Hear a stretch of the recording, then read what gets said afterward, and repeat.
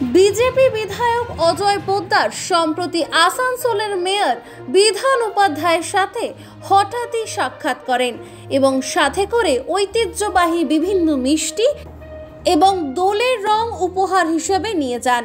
তবে সৌজন্য সাক্ষাতের আরও গুরুত্বপূর্ণ উদ্দেশ্য ছিল বলে মনে করা হচ্ছে। কুলটি বিধানসভার বিস্তীর্ণ ওয়ার্ডে পানীয় জলের সংকট দীর্ঘদিনের। বোরহোল বা ডিপ টিউবওয়েলগুলি দীর্ঘদিন খারাপ হয়ে আসছে।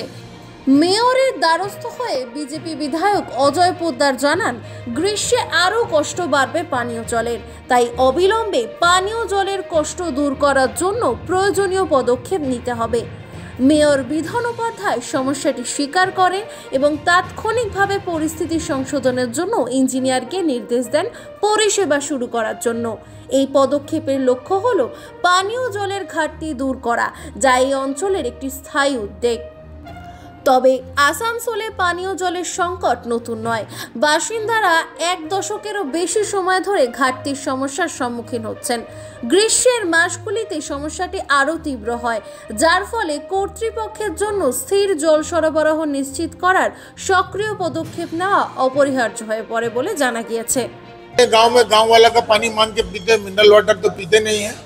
तो आप किस तरह देख रहे हैं कुल्टी में भी पानी का? देखिए, पानी की समस्या है और आज से नहीं है, ये जब म्यूनिसिपैलिटी थी उस जमाने से है। मैंने 3 दिन पहले विधानसभा में प्रश्न उठाया था, तो मंत्री महोदय फिराद हाकिम ने कहा, भाई उस जमाने में 200 करोड़ रुपए का पाइप खरीदा गया, क्या हुआ नहीं हुआ मैं कुछ नहीं जानता हूँ, मगर कुल्टी को हम लोग विशेष नज़र से देख रहे हैं और हम लोग जल्दी से जल्दी कुल्टी की व्यवस्था करेंगे। এবং কিছু ওনার যেটা কুলটি বিধানসভা আছে, কুলটি বিধানসভার কিছু কিছু জায়গায় কিছু টিউবওয়েল খারাপ আছে, সাবমার্সিবল খারাপ আছে, সেগুলো উনি কমপ্লেন দিয়ে গেছেন। আমরা সাথে সাথে আমাদের যে ইঞ্জিনিয়ার আছে আমরা দেখতে বলেছি এবং যেগুলো যদি খারাপ থাকে সেগুলো সারিয়ে দেওয়ার জন্য বলে দিয়েছি। মানুষের পাশে মানুষের সাথে আমরা আছি এই বাংলাতে। আপনারা দেখছেন সংবাদ শিরোনাম। দেখলেন তো অনেক কিছু, এবার দেখুন নতুন কিছু।